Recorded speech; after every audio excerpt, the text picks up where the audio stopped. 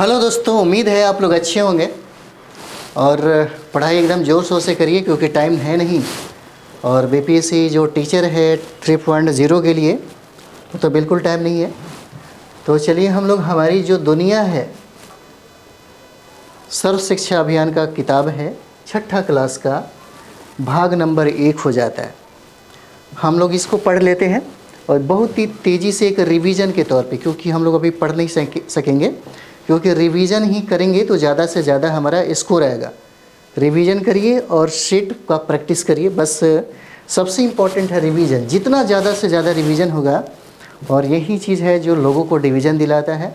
Self study सबसे बेहतर होना चाहिए। किताबें क्या हो, अगर किताबों की बात हम लोग करें तो ये संक्षिप्त में है हमारा, बिल्कुल सारांश अगर देखा जाए, जो निचोड़ देख सकते हैं, इसका निचोड़ है। हम टोटल का टोटल एपिसोड आपको कराएंगे और इसमें आपको छठा, सातवां, आठवां, नौवां, 10वां सारा बुक्स मिलेगा। पढ़ने के लिए और बीपीएससी को कंप्लीट करने के लिए 2 किताबों का होना बहुत ज़रूरी है। मार्केट में बहुत सारे चीज़ मिलेंगे लेकिन उसका कोई फ़ायदा ज़्यादा नहीं है जितना इसका फ़ायदा आपको मिलेगा। सबसे पहला आपका सर्व शिक्षा अभियान का जो किताब है 6 से लेकर के 10th क्लास तक, उसको स्टडी करिए। अगर एनसीईआरटी की किताबें इसमें ऐड करते हैं तो और ज़्यादा फ़ायदा होगा। ठीक है, तो हम लोगों लगभग दो टॉपिक हम लोगों ने किया था, है ना। तो चलिए हम लोग आगे बढ़ते हैं। शायद मुझे लगता है कि हम लोगों ने, हाँ, ये हमारा तीसरा टॉपिक है आज का, है ना। तो चलिए तीसरा टॉपिक कहता है यहाँ पे अध्याय पृथ्वी के परिमंडल, है ना। पृथ्वी के परिमंडल को पढ़ना है। देखिए परिमंडल में अगर देखा जाए तो चलिए यहाँ पे आगे हम लोग बढ़ा दें, है ना। परिमंडल में देखिएगा बहुत सारे ब्रांचेज होते हैं। अगर आप किताब पढ़ते तो समझा करके आपको बताता, है ना, लेकिन उससे आपको फ़ायदा नहीं होगा। बच्चा वाला क्लास आपको करना है नहीं, आपको बीपीएससी से टीचर बनना है ना। तो कॉन्सेप्ट और फैक्ट दोनों की जानकारी होनी चाहिए। तो देखिए परिमंडल में अगर देखा जाए तो बहुत सारे ब्रांचेज होते हैं, जैसे स्थल मंडल हो जाएगा, जल मंडल हो जाएगा, वायुमंडल हो जाएगा, ठीक है, और एक जैव मंडल भी हो जाता है जिसको जीव मंडल भी कहा जाता है ना। और ये सारे जो मंडल है ना एक दूसरे के, यानी कि एक दूसरे के संतुलन के साथ ही रहते हैं।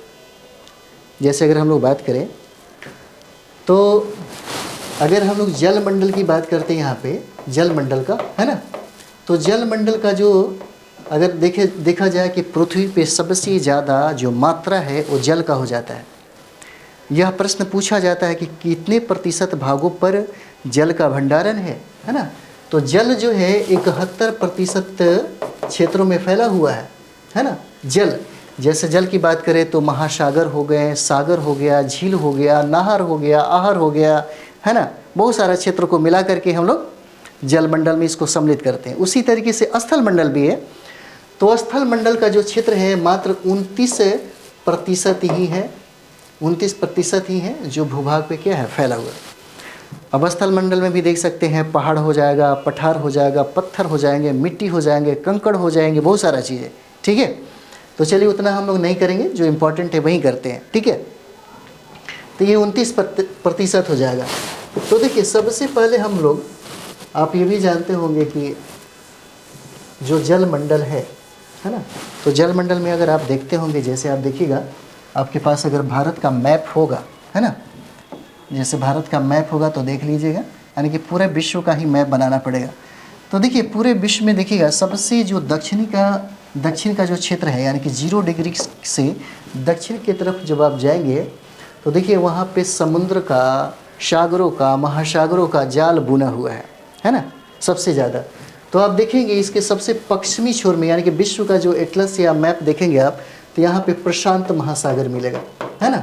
यहाँ पे प्रशांत महासागर मिलेगा और ये महासागर विश्व का सबसे बड़ा महासागर है। ठीक है, जब आप जाते हैं यहाँ पे तो आप अमेरिका और अफ्रीका के बीच में जो एस आकार का जो महासागर देखते होंगे, है ना, एस आकार का, ऐसे एस आकार का जो महासागर देखते होंगे, ये पूछा भी गया है प्रश्न में। तो इसे हम लोग अटलांटिक महासागर बोलते हैं, है ना, अटलांटिक महासागर बोलते हैं, जिसका आकार कैसा है, इस आकार का है। ठीक है, 2 हो जाते हैं। और तीसरा जो हम लोग को ये भारत जो देख रहे हैं, है ना, और ये सारा का सारा जो जल है यह हिंद महासागर के नाम से जाना जाता है, हिंद महासागर। ठीक है, और एक अंटार्कटिका है और एक आर्कटिक महासागर हो जाता है। सभी के भूभाग को अगर मिलाएंगे तो इसकी प्रतिशत 71% हो जाता है ना, 71% हो जाएगा। ठीक है, तो चलिए आगे हम लोग देख लिया जाए, है ना। देखिए कहा जाता है कि तालाब, आहर, झील, सागर, महासागर सम्मिलित रूप से क्या होते हैं, जलमंडल होते हैं, जिनका प्रतिशत कितना 71% है। सबसे इम्पॉर्टेंट है कि 1984 में भारत के पहले अंतरिक्ष यात्री कौन बने। पूछा जाएगा आपसे कि भारत का जो पहला अंतरिक्ष यात्री कौन था, और बहुत बार ये प्रश्न पूछा गया है। यह कहानी 1984 का है ना, यह कहानी 1984 का है, और 84 में ही अंतरिक्ष यात्री बने थे जिनका नाम है राकेश शर्मा। राकेश शर्मा बने प्रथम अंतरिक्ष यात्री बने आपके भारत का। और जब बात आ जाएगा 1984 का, तो ये भी तो पूछ सकता है कि 1984 में भारत का प्रधानमंत्री कौन था। तो 1984 में भारत का प्रधानमंत्री इंदिरा गांधी थे, बस इतना याद रखिए, है ना। पूछा अगर जाए उस समय तो क्या हो जाएंगे, इंदिरा गांधी हो जाता है। देखिए पृथ्वी का वह ऊपरी ठोस भाग जिसमें मिट्टी, कंकड़, पत्थर, पहाड़, मैदान इत्यादि सम्मिलित हो, उसको स्थल मंडल कहा जाता है। ठीक है, मैंने चर्चा किया। अब देखिए स्थल जो संधि है, कहता है कि स्थल का एक संकड़ा भाग जो दो बड़े स्थल खंडों को एक दूसरे से क्या करता है, जोड़ता है। संधि का मतलब क्या होता है, जोड़ता, है ना। जैसे आप सुनते होंगे दो लोगों के बीच में जो संधि होता है उससे क्या हुआ, मित्रवत संबंध हो जाता है, दोनों एक दूसरे में क्या हो जाता है, समा जाते हैं, है ना। तो यही सब चीज़ें हैं, संधि का मतलब ये हो जाता है। उसी तरह जल संधि की बात करें, पानी का संकरा भाग जो दो बड़ी जल राशि जैसे समुद्र और महासागर को एक दूसरे से क्या करती है, जोड़ती है, जिसको जल डमरू भी कहा जाता है ना। जैसे में आप देखते हैं, आप देख सकते हैं जैसे यहाँ पे भारत है ना, जैसे ये भारत हो जाता है, और इसी के दक्षिण में एक आपका कंट्री है जिसका नाम है श्रीलंका, है ना। श्रीलंका है और ये आपका इंडिया हो जाता है, भारत है, ठीक है। और इसके बीच में जो जल संधि है, इसी जल संधि को हम लोग क्या बोलते हैं, पाक जल संधि बोलते हैं या पाक स्टेट बोलते हैं। ठीक है, इतना याद रहेगा, पाक स्टेट बोलते हैं। ठीक है, जैसे पाक जल संधि क्या है, भारत और श्रीलंका क्या करती है, एक दूसरे को क्या करेगी, जोड़ेगी। संधि का मतलब क्या होता है, जोड़ना, है ना। तो चलिए आगे बढ़ा जाए। कहता है कि हवा में उड़ने वाले पक्षी को क्या कहा जाता है, पूछा गया सवाल है, हवा में उड़ने वाले, है ना। कहता है कि हवा में उड़ने वाले पक्षी का बताइए क्या कहे जाते हैं, नभचर कहे जाते हैं, नभचर। वायुमंडल देखिए, जल मंडल और स्थल मंडल के चारों ओर हवा है जो कई 100 किलोमीटर की ऊंचाई तक क्या है, फैली है, उसे हम लोग वायुमंडल कहते हैं। बच्चे वाला क्लास है ना। लेकिन सवाल यहीं से पूछा जाता है बीपीएससी के टीचर में। बीपीएससी टीचर में ऐसा नहीं है कि बहुत सारे मटेरियल बहुत सारे अब आने लगे हैं, लेकिन ये जो किताब का जो निचोड़ है आपको बाद में यहीं पढ़ना ही पड़ेगा। अगर नहीं रिजल्ट आया तो फिर अंतिम में आपको यहीं आना पड़ेगा। ठीक है, इसलिए दो किताबों को सहारा लीजिए, दो किताबों को ही पढ़ करके आप कंप्लीट कर सकते हैं, बहुत बड़ी बात नहीं है। ठीक है, तो चलिए हम लोग आगे बढ़ जाएं। इसको थोड़ा लंबा क्लास चले तो ठीक रहेगा, है ना, बहुत पढ़ना है। देखिए अब कहता है कि जलीय पौधे की जड़ें या तो पानी में डूबी भूमि से या फिर जल में घुली हुई मिट्टी या पोषक तत्वों का क्या करता है, उपयोग करती है। ठीक है, अब देखिए कहता है कि स्थल मंडल, जल मंडल, वायुमंडल तीनों उपस्थित रहने पर जीवन पनपता है तथा वह जैव मंडल कहा जाता है ना। क्या करता है, और देखिए इन सभी चीज़ों के बीच में संतुलन होता है। हमारे जीवन में भी बिल्कुल इसी तरह है। अगर आप अपने लाइफ में डिसिप्लिन से जी रहे हैं, और डिसिप्लिन किसी भी कंपटीशन को फाइट करने के लिए डिसिप्लिन का होना बहुत ज़रूरी है, संतुलन बना के रखना बहुत ज़रूरी है। जैसे मानते हैं कि आपको बीपीएससी टीचर का एग्ज़ाम देना है, तो टीचर के सिलेबस को ऐसा नहीं कि कोई सिलेबस में इस पार्ट को सबसे ज़्यादा पढ़ेंगे, दूसरे पार्ट को थोड़ा कम पढ़ेंगे, तो जो बैलेंस आप नहीं कर पाते हैं, संतुलन नहीं बना के पढ़ते हैं, तो आपका रिजल्ट कहीं ना कहीं फंस जाता है। जो लोग संतुलन बना के रखते हैं और अपने जीवन में भी संतुलन बना के रहिए, देखिए सबसे बेहतर और सबसे खुशहाल लाइफ हो जाता है। और यही कहता है हमारा प्रकृति भी क्या करता है, संतुलन बना के रहता है। जहाँ संतुलन गड़बड़ाया तो समुद्र में सुनामी आ जाएगा, है ना, और पृथ्वी में क्या हो जाएगा, धरातल पे भूकंप आ जाता है है ना, बहुत सारा जो है ग्लोबल वार्मिंग जैसा कंडीशन, टर्म ऑफ कंडीशन पैदा हो जाता है। ये सब क्या असंतुलन का परिणाम हो जाता है। पहला कारण तो मानव के द्वारा हो सकता है और दूसरा कारण है ना प्राकृतिक हो सकता है, लेकिन अधिकतर जो कारण है वो मानवीय हो जाता है। इसलिए अगर आप चाहते हैं कंप्लीट करना तभी होगा कंप्लीट। दुनिया का कोई भी इंस्टीट्यूट आपको अच्छा से पढ़ा लिखा नहीं सकता, आपको बना नहीं सकता। बनने की चाहत अगर आप में के अंदर है तभी बन पाएंगे। ठीक है, अगर आप चाहते हैं कि हम कंप्लीट करें तो बहुत बड़ी बात नहीं है, रोज़ 8 से 10 घंटा पढ़िए। जब एग्ज़ाम का टाइम है तो 12 से 14 घंटा पढ़िए, क्या करना है ना। जितना कैपेसिटी हो बैठिए, स्टडी करिए, एक बार में कंप्लीट कर जाएंगे। देखिए, अरब सागर बंगाल की खाड़ी से पश्चिम दिशा में है ना। कहता है कि अरब सागर बंगाल की खाड़ी से पश्चिम दिशा में है। थोड़ा सा इसको जान लिया जाए, है ना। क्या कि मानते हैं कि बहुत ऐसे लोग हैं एग्ज़ाम दे रहे होंगे। ये हमारा भारत हो जाता है, ठीक है। और भारत के बीचों बीच अगर देखा जाए तो एक रेखा गुजरती है जिसको हम लोग कर्क रेखा बोलते हैं, है ना। जिसको हम लोग क्या बोलते हैं, कर्क रेखा बोलते हैं, ठीक है। और यही कर्क रेखा भारत को 2 भागों में बांटती है ना। एक उत्तर हो जाता है, एक दक्षिण हो जाता है। हम इसलिए समझा रहे हैं। और देखिए ये जो है ना, यहीं पे आपको बंगाल होगा और इसी के आप पूरब में जाएंगे तो ये बांग्लादेश हो जाता है। और यही वाला जो क्षेत्र है ना, इसी को हम लोग बंगाल की खाड़ी बोलते हैं, ठीक है। बंगाल की खाड़ी हम लोग बोलते हैं। यानी कि भारत का जो पूर्वी क्षेत्र है जो पानियों से भरा हुआ है ना, वो बंगाल की खाड़ी हो जाता है। और इधर का क्षेत्र देखते हैं जो अरब साइड का है ना, इसलिए इसका नाम क्या हो जाता है, अरब सागर हो जाता है ना। ये अरब सागर हो जाएगा और ये भारत के पश्चिम में है। अगर हम लोग भारत के दक्षिण की बात करें तो यहीं पे आपका हिंद महासागर हो जाता है ना, हिंद महासागर हो जाता है। और यही बात कर रहे हैं। चलिए आगे हम लोग देख लें, आगे देखते हैं। देखिए तीसरा जो है अध्याय खत्म हुआ। चौथा अध्याय कहता है कि पृथ्वी के प्रमुख स्थल का स्वरूप बताइए। यहाँ से प्रश्न पूछे जाते हैं, स्वरूप के बारे में ही प्रश्न पूछ देगा, है ना। तो चलिए हम लोग इसके बारे में देखते हैं। कहता है कि चिकनी मिट्टी को कैवाल मिट्टी भी कहते हैं, है ना। चिकनी मिट्टी को करल कैवाल के नाम से भी जाना जाता है, करल कैवाल के नाम से भी जानते हैं, जिसमें धान की फसल क्या होती है, खूब ज़्यादा होती है। धान की फसल पूछा जा सकता है कि धान की फसल किस मिट्टी में ज़्यादा पाया जाता है ना, जिसको करल कैवाल मिट्टी भी कहते हैं। और चिकनी मिट्टी को ही कैवाल मिट्टी के नाम से भी संबोधित करते हैं, ठीक है। देखिए कहता है कि दलदली मिट्टी में दलहन की फसल जो होता है ना, खूब होता है। जैसे में देखिएगा आपको यहाँ पे देखिए, पटना से जो मोकामा का जो तटवर्तीय जो क्षेत्र है ना, उसको टाल क्षेत्र, यहाँ आप कह सकते हैं यहाँ पे दाल की मात्रा सबसे ज़्यादा होती है। इसीलिए देखिए आप पूरे बिहार में सबसे ज़्यादा दाल कहाँ उपजता है, वो हो जाता है आपके पटना में। और पटना में चन्ना का सर्वाधिक उत्पादन होता है ना। तो आगे बढ़ा जाए, चलिए आगे बढ़ जाते हैं। इसमें कहता है कि अपर्दन मूलक मैदान, है ना। कहता है कि मैदान 3 प्रकार का होता है।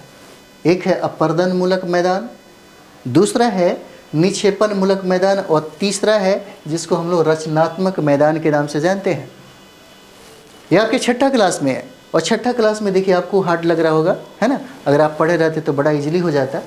तो यहाँ पे देखिएगा अपर्दन क्रिया से, है ना, अपर्दन क्रिया से कभी कभी पूछा जाता है उदाहरण दे करके कि फिनलैंड का जो मैदान है किसका उदाहरण है ना। फिनलैंड का जो मैदान है किसका उदाहरण है, यूरोप या कनाडा के पूर्वी क्षेत्र का जो मैदान है किसका उदाहरण है। तो कम से कम उदाहरण भी याद रहेगा तो आप बना लीजिएगा, क्योंकि यहाँ पे हमने दिखाया कि मैदान 3 प्रकार का होता है ना। थोड़ा पेन चेंज कर लिया जाए, ठीक है, ये वाला लेते हैं, है ना। तो मैदान हमने दिखाया कि 3 प्रकार का होता है।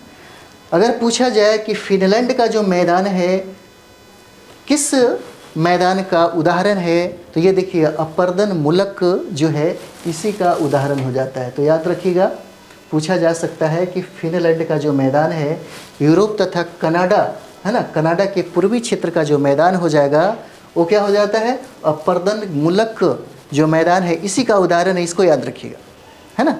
दूसरा जो है निक्षेपण मूलक मैदान है ना, निक्षेपण मूलक मैदान है। देखिए निक्षेपण की क्रिया के द्वारा नदियाँ हिमानी महासागरीय तरंगों से जो मैदान होते हैं, है ना, उसी को हम लोग, ठीक है, निक्षेप का मतलब क्या होता है, नदी, या देखते हैं अगर बाढ़ आ जाए, है ना, तो बाढ़ आने के बाद क्या होता है ना कि उसके साथ कंकड़ पत्थर बालू मिट्टी बहुत सारा लेकर के आता है ना। तो कभी कभी देखते हैं बहुत सारा कटाव होने लगता है, बहुत सारा चीज़ें आपके ढेरों का ढेर हो जाता है ना। तो निक्षेपण के अंतर्गत ये सब हो जाएगा। तो देखिए पूछा जा सकता है कि केरल का तट का जो मैदान है ना, केरल का तट का जो मैदान है किस मैदान के कैटेगरी में आता है।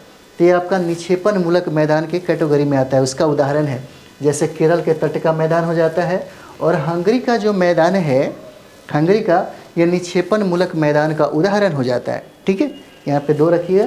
अधिकतर आपसे ज़्यादा पूछेगा तो केरल के तट का मैदान पूछ सकता है या हंगरी का मैदान पूछ सकता है। ठीक है, अगला हम लोग देखेंगे वो रचनात्मक मैदान जो है, इस प्रकार की मैदान का निर्माण पृथ्वी की आंतरिक हलचल के द्वारा होता है ना, आंतरिक हलचल के द्वारा होता है। जैसे आप देखते हैं कभी कभी विस्फोट हुआ, है ना, और विस्फोट होने के बाद कभी कभी क्या होता है, वहाँ पे एक मैदान का निर्माण हो जाएगा। ये भी पूछा जा सकता है ना आपसे कि उत्तरी अमेरिका का मध्यवर्ती जो मैदान बना वो किसका उदाहरण है। ठीक है, कौन सा, तो ये देखिएगा उत्तरी मैदान आपको यहाँ पे हो जाएगा। जैसे ये आप देखिएगा यहाँ पे उत्तरी मैदान मतलब होता है, आप कह सकते हैं उत्तरी अमेरिका का मतलब होता है USA, है ना, USA हो जाएगा। और इसके मध्य का जो पूछ रहा है, मध्य वाला, ये किसका उदाहरण हो जाता है, तो रचनात्मक मैदानों का उदाहरण हो जाता है ये। ठीक है, चलिए आगे देखते हैं। कहता है कि तिब्बत का पठार संसार का सबसे ऊंचा पठार है। ये बात सही है और ये प्रश्न पूछा जाता है आपसे। ठीक है, पूछा जाएगा आपसे, पेन चेंज की जाए कि तिब्बत का पठार संसार का सबसे ऊंचा पठार है ना। पूछा जा सकता है संसार का सबसे ऊंचा पठार कौन हो जाता है, तो ये देखिए तिब्बत का पठार हो जाएगा। पामीर के पठार को संसार का छत्र कहा जाता है। पूछा जा सकता है संसार का छत्र किसे कहा जाता है, तो पामीर का जो पठार है उसी को कहा जाता है। पामीर की जो पठार है उसी को संसार का छत्र कहा जाता है। ठीक है, भारत में देखिएगा अरावली पर्वत जो है, अरावली पर्वत ये सबसे पुराना पर्वत है, सबसे प्राचीन, है ना, पर बर्फ तो नहीं जमती, परंतु वहाँ भी वर्षा जल के कारण नदियाँ निकलती हैं, है ना। तो देखिएगा अरावली से एक नदी निकली है जिसका नाम है लूनी, है ना, लूनी नदी निकलती है ना, और लूनी इसका क्या है, उदाहरण है। ठीक है, अरावली से कौन निकलती है, लूनी निकलती है। अगला देखिएगा हिमालय पर्वत की अधिक ऊंचाई के कारण शीर्ष भाग में बर्फ जमते हैं, लेकिन कम ऊंचाई के कारण अरावली पर बर्फ नहीं जमती है ना, इसकी ऊंचाई उतना ज़्यादा नहीं है। चलिए आगे हम लोग बढ़ लेते हैं और ऐसे सवाल पूछे जाएंगे आपसे। चलिए पर्वत में हम लोग देख लें। पर्वत कहता है कि वलित पर्वत है ना, वलित पर्वत। देखिए वलित पर्वत में क्या होता है कि वलित पर्वत जो होता है ना, ऊबड़ खाबड़ होता है और शंकु के आकार का रूप धारण कर लेता है। ठीक है, अगर उदाहरण के रूप में हम लोग देखें तो आगे पूछ सकता है कि वलित पर्वत का उदाहरण बताइए। तो हिमालय पर्वत जो आप देख रहे हैं वलित पर्वत का ही उदाहरण है। उसके बाद दक्षिण अमेरिका का जो एंडीज पर्वत आप देख रहे हैं, डायरेक्ट यही पूछा जाएगा हिमालय किसका उदाहरण है, किस पर्वत का उदाहरण है ना। पूछा जा सकता है आपसे कि भ्रंशोल पर्वत का उदाहरण है या ज्वालामुखी पर्वत का उदाहरण है या वलित पर्वत का उदाहरण है, तो इसे याद रखना होगा। हिमालय जो पर्वत है ये वलित पर्वत का उदाहरण है। और दक्षिण अमेरिका में जो है ना, दक्षिण अमेरिका में आप देखेंगे ऐसे है इसका ये वाला क्षेत्र, और यही जो है ये जो देख रहे हैं ना, यही एंडीज पर्वत हो जाता है, यहाँ पे एंडीज पर्वत। और एंडीज पर्वत भी उदाहरण किसका है, तो वलित पर्वत का हो जाता है ना। ये भी वलित पर्वत का ही क्या हो जाता है, उदाहरण हो जाता है। चलिए आगे देखेंगे हम लोग। ठीक है, अब देखिए कहता है कि भ्रंशोल पर्वत, कहता है कि पृथ्वी के आंतरिक हलचल के कारण दरारें क्या होती है, पृथ्वी पर दरारें पड़ जाती है और 2 दरारों के बीच का भाग क्या होता है, ऊपर उठ जाता है ना। 2 दरारों के बीच का भाग क्या हो, ऊपर उठ जाता है, और ये भ्रंशोल पर्वत का उदाहरण है। पूछा जा सकता है कौन है, तो भारत का सतपुड़ा जो पर्वत है ना, भारत का सतपुड़ा जो पर्वत है, पूछा जा सकता है कौन सा, तो भ्रंशोल पर्वत का उदाहरण बताइए कौन हो जाएगा। आपको आंसर दे देगा इसमें हिमालय पर्वत, एंडीज पर्वत, भारत का सतपुड़ा। याद रहेगा तो भारत का सतपुड़ा लगा दीजिएगा। ठीक है, अगला है ज्वालामुखी पर्वत। है ना, ज्वालामुखी पर्वत है, तो ज्वालामुखी पर्वत का भी आपको उदाहरण ऐसा ही पूछा जाता है, उदाहरण पूछा जाएगा। इसलिए बहुत बेहतर निचोड़ जो है ना ये कंप्लीट कराया जा रहा है। इटली का विसुवियस जो पर्वत है, इटली का विसुवियस पर्वत, और आपसे पूछा भी जा सकता है कि विसुवियस पर्वत कहाँ पे है, किस कंट्री में है ना, ये भी पूछा जा सकता है। तो ये आपको याद रखना पड़ेगा, इटली में हो जाता है। इटली में विसुवियस पर्वत है जो ज्वालामुखी पर्वत का क्या है, उदाहरण है ना। अंडमान निकोबार के बैरन आइलैंड में जो सक्रिय ज्वालामुखी है, बैरन आइलैंड जो है ना, वहाँ पे एक सक्रिय ज्वालामुखी है, ये भी उदाहरण किसका है, तो ज्वालामुखी पर्वत का हो जाता है। ठीक है, नोट करके लिखा हुआ है कि वलित पर्वत के अत्यंत प्राचीन होने से अपरदन के कारण ऊंचाई कम हो जाती है। ऐसी स्थिति में अवशिष्ट पर्वत कहे जाते हैं। जैसे अरावली का पर्वत क्या है, अवशिष्ट पर्वत है। याद तो रहेगा, अरावली का पर्वत क्या हो जाता है, अवशिष्ट पर्वत हो जाता है ना।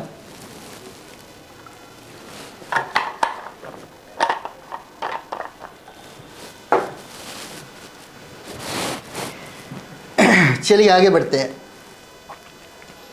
यह अरावली का जो पर्वत है क्या हो जाता है, यह आपके अवशिष्ट पर्वत का क्या हो जाएगा, उदाहरण हो जाएगा, है ना। थोड़ा पेन चेंज कर लिया जाए। चलिए इसको हम ले लेते हैं। देखिए कहता है कि बिहार में सोन नदी मैदानी क्षेत्र से होकर क्या कहती है, बहती है ना। सोन नदी जो है मैदानी क्षेत्र से होकर बहती है। और सोन नदी की अगर बात करें तो आप देखिएगा, अगर बिहार का मैप अगर देखेंगे आप, है ना, तो बिहार का मैप अगर देखेंगे ऐसे, है ना, इस तरीके से, ठीक, तो ये बीचों बीच ये एक नदी है ना, जिसको हम लोग गंगा नदी बोलते हैं। यही गंगा नदी है, ठीक है। और ये जो नदियाँ उत्तर से होकर के गंगा नदी में जो सहायक के रूप में बनती है ना, ये अधिकतर नदियाँ पहाड़ों से ही निकल करके आती है, ठीक है। और कुछ नदियाँ जो दक्षिण से जा कर के गंगा में जो मिलती हैं, यह बरसात के मौसम में ज़्यादा फली फूल जाती है ना, और ये हो जाता है आपका नदी।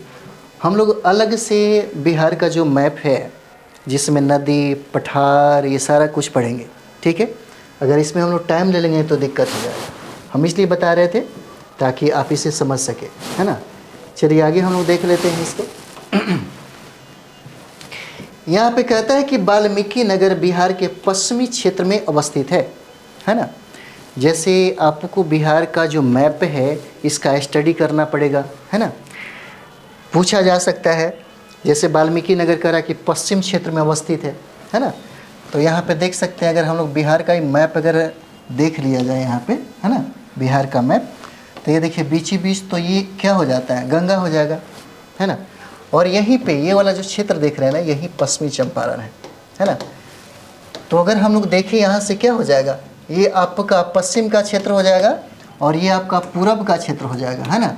ये आपका उत्तर का क्षेत्र हो जाता है और ये आपका दक्षिण का क्षेत्र हो जाता है, ठीक है। और यही कहता है यहाँ पे क्या है, तो देखिए वाल्मीकि नगर बिहार के कहाँ, पश्चिम क्षेत्र में अवस्थित है। कहता है कि धान फसल के लिए उपयुक्त मिट्टी चिकनी मिट्टी होती है और पठार के ऊपर की सतह सपाट होती है ना। पठार के ऊपर की सतह देखेंगे तो क्या हो जाएगा, सपाट हो जाएगा। और बिहार का अधिकतर गंगा नदी के दोनों ओर मैदानी भाग के रूप में फैला है।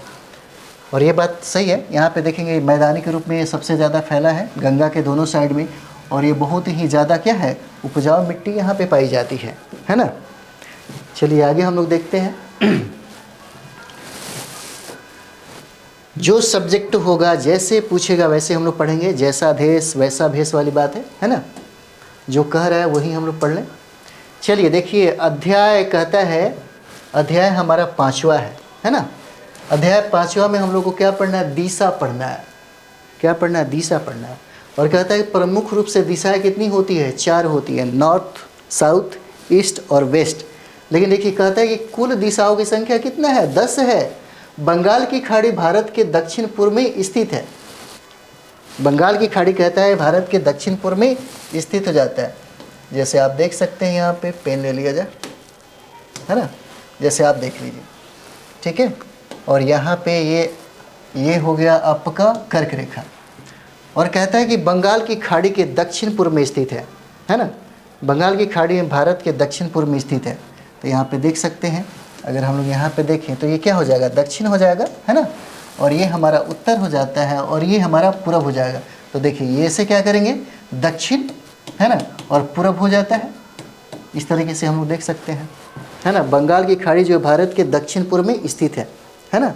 डायरेक्शन अगर आप पढ़े होंगे रीजनिंग में और फिजिक्स में भी पढ़े होंगे तो पक्का आपको समझ में आ रहा होगा, है ना।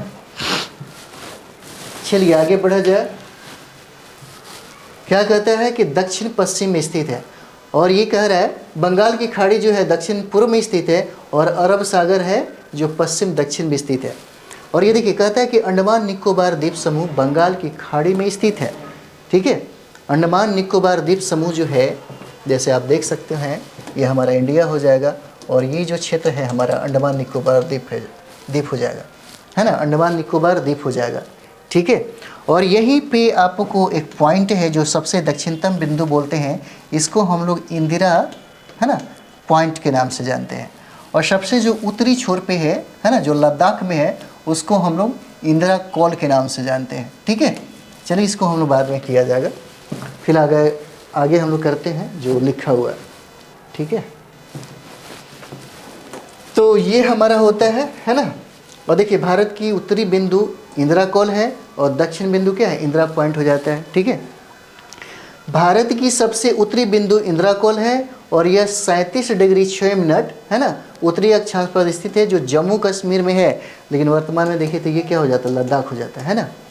भारत पे 9 राज्य, जैसे यहाँ पे देखिए तमिलनाडु, उड़ीसा, आंध्र प्रदेश, पश्चिम बंगाल, गुजरात, सबसे बड़ा समुद्री सीमा, महाराष्ट्र, गोवा, कर्नाटक, केरल समुद्र से सीमा साझा करता है। पूछा जा सकता है कि समुद्र से सीमा साझा करने वाले राज्य कितने हैं, तो 9 हो जाएंगे, है ना। कहता है त्रिपुरा तीनों ओर से, है ना, अंतर्राष्ट्रीय सीमा से घिरा हुआ है। किससे, तो बांग्लादेश से। त्रिपुरा, है ना, त्रिपुरा का अगर मैप आप देखिएगा तो देखिएगा ऐसे हो जाता है ना, 1, 2 और 3, तीनों साइड से क्या है, तो बांग्लादेश अंतर्राष्ट्रीय सीमा है इसके पीछे, है ना, अंतर्राष्ट्रीय सीमा हो जाता है। चलिए आप मैप देखते होंगे तो आपको समझ में आ जाएगा। चलिए आगे बढ़ लिया जाए, आगे हम लोग बढ़ते हैं। आगे है, कहता है कि भारत का दक्षिणतम जो राज्य है वो तमिलनाडु है ना। भारत का दक्षिणतम राज्य कौन है, तमिलनाडु है। और भारत की 4 दिशाओं में, पूरब में बंगाल की खाड़ी, है ना, पश्चिम में अरब सागर, उत्तर में हिमालय पर्वत, और दक्षिण में हिंद महासागर है। आप इसको समझ ही गए होंगे मेरे ख्याल से। जैसे अगर हम लोग भारत की बात करें तो भारत का मैप अगर बना दिया जाए ऐसे, है ना, ऐसे अगर भारत का मैप बना दिया जाए, ठीक है, ऐसे बना दिया जाए, तो यहाँ पे देखिएगा सबसे पहले ये हमारा दक्षिण हो जाएगा, और ये हमारा उत्तर हो जाता है, ये पश्चिम हो जाएगा, और ये वाला जो क्षेत्र है ये हमारा पूरब हो जाता है ना, पूरब हो जाएगा। कहता है यहाँ पे, ठीक है, कहता है कि भारत में 4 दिशा में, पूरब में क्या है, बंगाल की खाड़ी, ठीक है, तो पूरब में आप देखिए ये क्या हो जाता है, बंगाल की खाड़ी हो जाएगा, है ना। पश्चिम में देखिए अरब सागर हो जाएगा, है ना, पश्चिम अरब सागर हो जाएगा, और उत्तर में ये जो देख रहे हैं ये वाला क्षेत्र जो है ये हिमालय का क्षेत्र हो जाएगा, है ना। और दक्षिण में आप जब आते हैं यहाँ पे तो ये आपका बहुत बड़ा क्षेत्र हिंद महासागर का हो जाता है। ठीक है, इतना समझ में आ गया होगा, है ना। चलिए, तो अगला हम लोग जो वीडियो है वो लंबा ना हो जाए इसलिए थोड़ा छोटे छोटे में करना ठीक रहेगा। तो हम लोग मिलते हैं अध्याय 6 जो है पृथ्वी और ग्लोब का जो है ना, यहाँ से हम लोग स्टार्ट करेंगे।